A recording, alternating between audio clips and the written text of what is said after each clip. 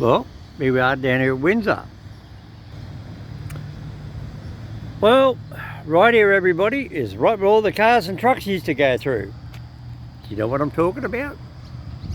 Well, I'd have a guess. I'd say this would be the piece of the old bridge. Nah, just kidding. Have a look. This is where we are, the old Windsor Bridge. There's now the new one over there. This is the formal foundations of the old bridge. Look what they've done. See, there's the old bridge down there, I presume. And that's where we used to go. There's part of the old bridge over there. See, you still see the concrete, you still see the steel pylons. Go down to my channel and you'll see an excavator going right up there where the footpath is. And up there, that white thing up there is that house on the corner, which is where the floodwaters in 1961 come up to the corner of that awning of that building up there on the top floor. That's right, right underneath there.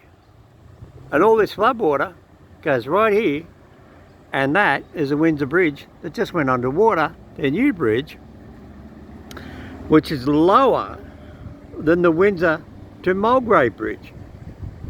Why they built it still so low, I personally think they still could have made it higher. They could have made it as high as a roundabout.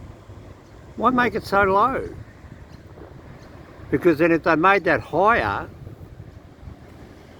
later on, they might make a pylon bridge all the way out there to Wilberforce. Wouldn't that be more sensible? That way then Windsor and Wilberforce would never ever be cut off ever again. So even people from North Richmond and Kurrajong could get across. But no, the government, in their wisdom, they should have made it higher. And then they could have made, like they did up there over at Broadwater in New South Wales, a great big long bridge. This has got more traffic than Broadwater, but they spent $5 billion up there at Broadwater, and yet there's more traffic here. And look at this, this is where the road used to go. Well, I'm now walking where I used to drive in my old video. And we used to drive up here. See, there's the gates. And this is where we used to drive. And then we come around there. And then we start going this way. And we go over there to that corner. This was the road. How's that for a nice surprise? So, there's a Windsor update.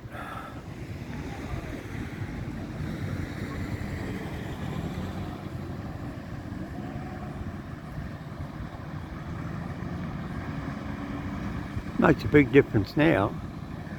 Well, what do you reckon? Do you agree? Leave me a comment. You think the bridge should have been higher so it doesn't go underwater?